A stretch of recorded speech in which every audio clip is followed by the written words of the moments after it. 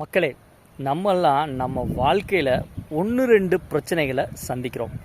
ஆனால் இங்கே நிறைய பேர் வாழ்கிறதே பயங்கர பிரச்சனையாலாம் இருந்திருக்கு. அப்படி வாழ்ந்து காட்டியும் போயிருக்காங்க. அந்த பிரச்சனைகளை ஜெயிச்சு சாதிச்சு காட்டின நிறைய மனிதர்கள் இருக்காங்க. அது நம்ம நாட்டிலே இருக்கலாம், வேறு நாட்டிலே இருக்காங்க.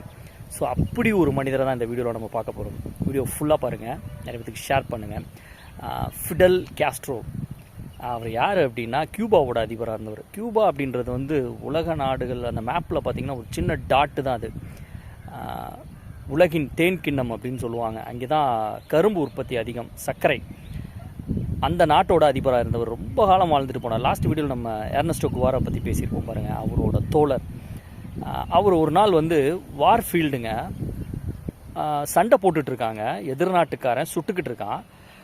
இவரும் இவரோட சோல்ஜர்ஸும் ஒரு பதுங்குழியிலேருந்து திருப்பி சுட்டுட்ருக்காங்க.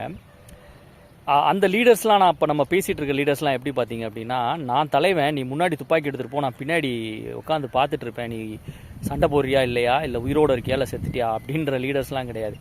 நான் தான் லீடர், நான் தான் முதல்ல லீட் பண்ணுவேன், நான் தான் முதல்ல சாவேன் நாட்டுக்காக, என் பின்னாடி நீங்கள் வாங்கன்னு போகிற ஆட்கள் பதுங்கு குழியில் உட்காந்துட்டு சுட்டுட்ருக்காங்க மாற்றி மாற்றி. அப்போ இவர் என்ன பண்ணிகிட்ருக்காரு அப்படின்னா, ஒரு புக்கு படிச்சுட்டு இருந்திருக்காரு ஃப்ரீ டைம்லங்க.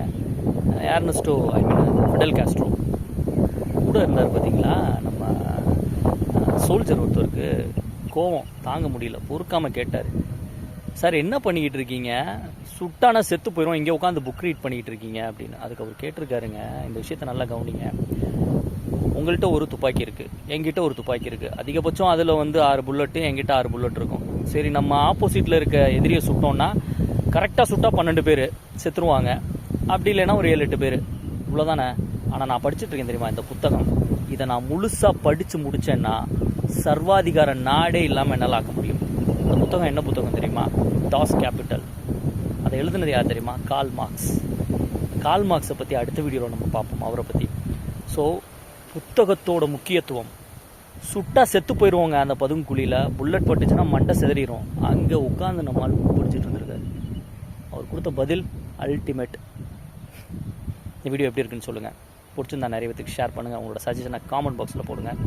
இன்னொரு வீடியோவில் சந்திப்போம். இவர்கள் தான் உண்மையான தலைவர்கள்.